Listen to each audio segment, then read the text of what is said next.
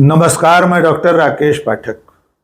Colonel Sophia Qureshi को आतंकवादियों की बहन बताने वाले मध्य प्रदेश के कैबिनेट मंत्री कुंवर विजय शाह को सुप्रीम कोर्ट से एक बार फिर राहत मिल गई है।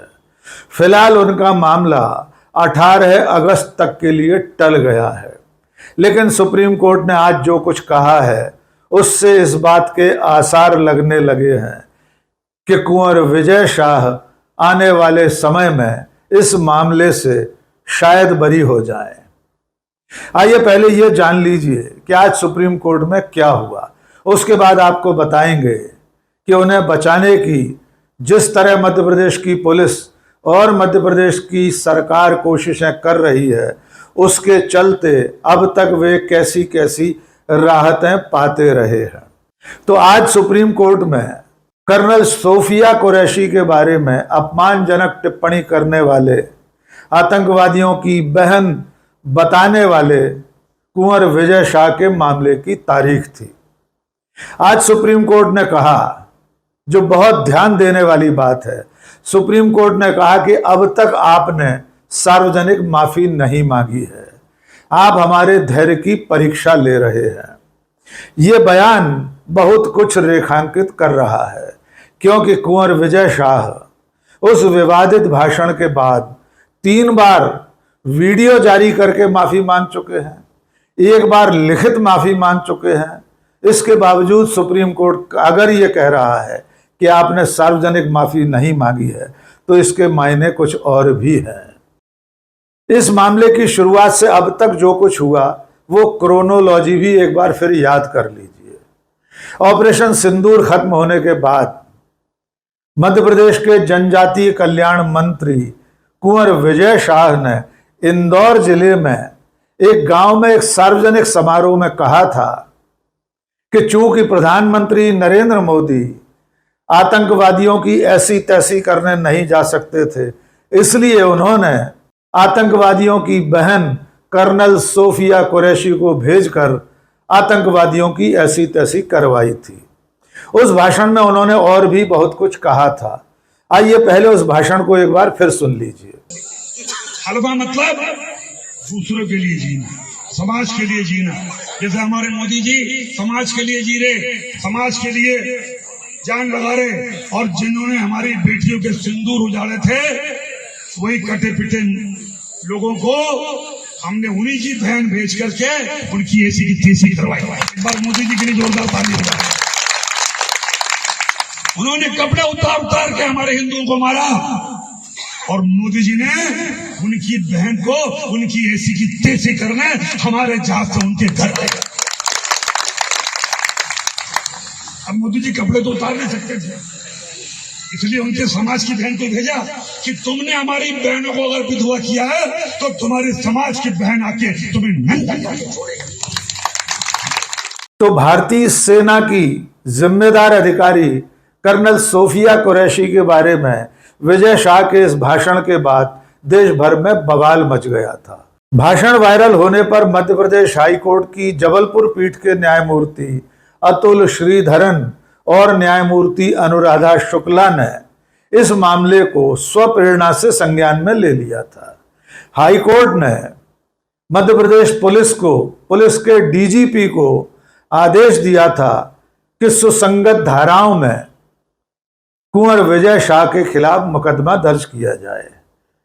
हाई कोर्ट ने एक समय सीमा तय की थी कि अगले दिन शाम 7 बजे से पहले कुंवर विजय शाह के खिलाफ मुकदमा दर्ज कर लिया जाए।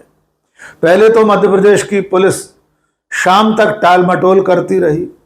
देर रात उसने जब मुकदमा दर्ज किया तो उसमें भी उसने विजय शाह के बचने के कई रास्ते छोड़ दिए।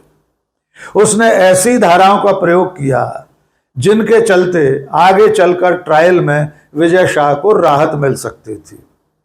यहां तक कि उस एफआईआर में उस मूल बात का जिक्र ही नहीं था जिसका निर्देश हाईकोर्ट ने दिया था।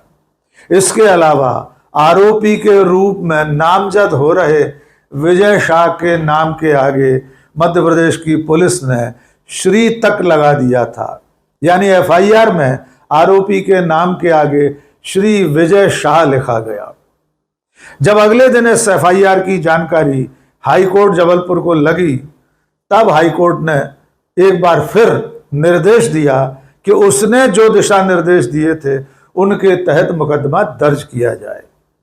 यद्यपि जिस सॉफ्टवेयर में एफआईआर दर्ज होती है उसमें एडिटिंग नहीं हो सकती, इसलिए मध्य प्रदेश पुलिस ने हाई कोर्ट से निवेदन किया कि आगे जब कार्रवाई बढ़ेगी, चालान पेश किया जाएगा, तब उस पूरी प्रक्रिया में बाकी आरोपों का उल्लेख भी कर दिया जाएगा। इसके बाद एक और हरकत मध्य प्रदेश पुलिस ने की। जो भाषण पब्लिक डोमेन में था, सार्वजनिक मंच से एक सरकारी कार्यक्रम में दिया गया था, उसकी जांच के लिए मध्य प्रदेश की पुलिस ने रीजनल फॉरेंसिक लैब को भोपाल में वो वीडियो भेज दिया, जबकि उस लैब के पास इसकी जांच करने का कोई उपकरण, कोई सुविधा नहीं है। जब लैब ने मध्य प्रदेश पुलिस को बताया कि इस तरह की जांच वो नहीं कर सकती, तब उस वीडियो को आगे हैदराबाद वगैरह भेजने की बात हुई। जबकि सच्चाई यह है, इस ऑडियो की जांच की जरूरत नहीं थी। आमतौर पर ऐसे किसी ऑडियो की जांच होती है जिसमें भाषण देने वाला व्यक्ति ये कहे कि ये उसकी आवाज नहीं है, किसी तरह की कोई एडिटिंग हुई है, कोई मार्फिंग हुई है, या उसकी आवाज को सुपर इम्पोज किया गया है। लेकिन इस मामले में कुंवर विजय शाह ने एक बार भी ये दावा नहीं किया कि ये भाषण, ये वीडियो जो वायरल हुआ है वो फर्जी है, या इस भाषण में वे नहीं है, उनकी आवाज नहीं है।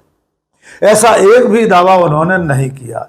लेकिन मध्य प्रदेश की पुलिस लगातार उन्हें बचाने के लिए कुछ न कुछ कर ही रही है। इस बीच में एफआईआर दर्ज होने के बाद कुंवर विजय शाह ने सुप्रीम कोर्ट का दरवाजा खटखटाया। सुप्रीम कोर्ट ने 19 मई को विजय शाह की फरियाद पर सुनवाई की। उसके बाद उन्हें गिरफ्तारी से राहत दे दी, उनकी गिरफ्तारी पर रोक लगा दी गई।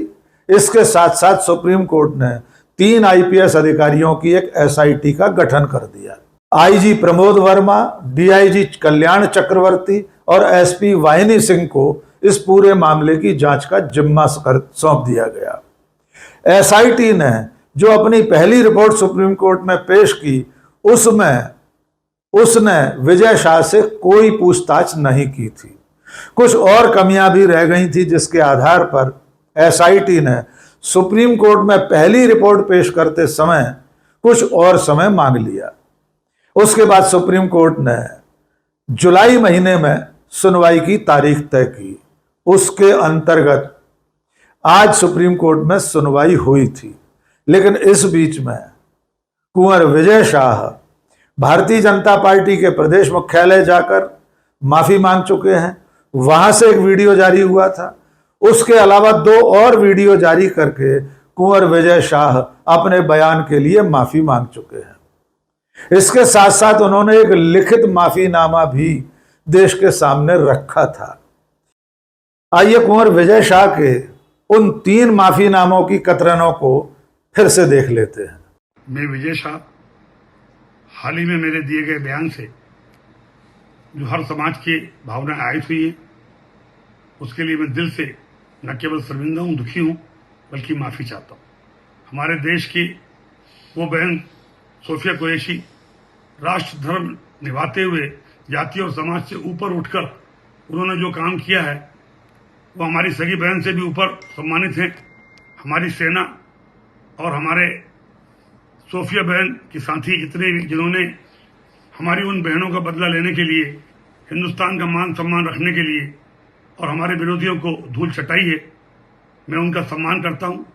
हाल के भाषण में जब मेरी इच्छा और मनसा यही थी कि मैं उनके बात को अच्छे से समाज के बीच में रखूं, लेकिन दुखी और विचलित मन से कुछ शब्द गलत निकल गए, जिसके कारण आज मैं खुद शर्मिंदा हूं और पूरे समाज से और समुदाय से माफी मांगता हूं। बहन सोफिया के और सारे मिलिट्री वालों का मैं हमेशा सम्मान करता हूं और आज हाथ जोड़ के सबसे मैं अपने आप को माफी चाहता हूं। जय हिंद। पिछले दिनों पहलगाम में हुए जघन्य हत्याकांड से मन दुखी और विचलित था। मेरा राष्ट्र के प्रति अपार प्रेम और भारतीय सेना के प्रति आदर और सम्मान हमेशा रहा है। मेरे द्वारा कहे गए शब्दों से समुदाय, धर्म और देशवासियों को दुख पहुंचा है। ये मेरी भाषाई भूल थी। मेरा आशय किसी भी धर्म, जाति या समुदाय को ठेस पहुंचाना या आहत करना नहीं था। भूलवश अपने द्वारा कहे गए शब्दों के लिए मैं पूरी तरह भारतीय सेना, बहन कर्नल सोफिया कुरैशी, समस्त देशवासियों से पूरी तरह क्षमा प्रार्थी हूँ एवं पुनः हाथ जोड़कर अब सबसे माफी मांगता हूँ। मैंने कहा ना आपको कि जो घटना हुई, मैं उस दिन से विचलित हूँ और पूरा मेरा बैकग्राउंड मिलिट्री वाला रहा। मेरे परिवार में कई शहीद हुए, मिलिट्री में रहे और उस दिन की घटना के बाद जहां हमारे हिंदू बहनों को उनके सामने उनके पिता, उनके पति, उनके बेटे के मांगों में, बहनों के मांगों से सिंदूर उजाड़ दिया गया। सोफिया बहन हमारी सगी बहन से बड़ी है, जिन्होंने राष्ट्र धर्म निभाते हुए जाति समाज से ऊपर जाके उन लोगों से बदला लिया। वो बहन हमारी सगी बहन से महत्वपूर्ण है और मेरा ना तो ऐसा कोई मन था, ना इच्छा थी, और उसके बावजूद अगर जोश में कोई बात निकल गई हो और किसी को बुरी लगी हो तो मेरा ना उद्देश्य था। फिर भी अगर किसी को लगी हो तो मैं दिल से एक बार नहीं 10 बार माफी मांगता हूं। इसके बावजूद सुप्रीम कोर्ट आज उनसे कह रहा था कि आपने सार्वजनिक माफी नहीं मांगी है। यहां तक कि सुप्रीम कोर्ट ने कहा कि आप हमारे धैर्य की परीक्षा ले रहे हैं। ये बात थोड़ी सी अलग सोचने पर मजबूर कर रही है, क्योंकि कुंवर विजय शाह माफी मांग चुके हैं और आज सुप्रीम कोर्ट ये कह रहा था कि आपने सार्वजनिक माफी नहीं मांगी। अब तो ऐसा लगने लगा है कि कहीं सुप्रीम कोर्ट अगली सुनवाई पर उनके माफीनामे को सुनकर इस मामले को समाप्त करने का आदेश न दे दे, क्योंकि अभी आज की सुनवाई में सुप्रीम कोर्ट ने इसके अलावा एसआईटी को कुछ और समय दे दिया है।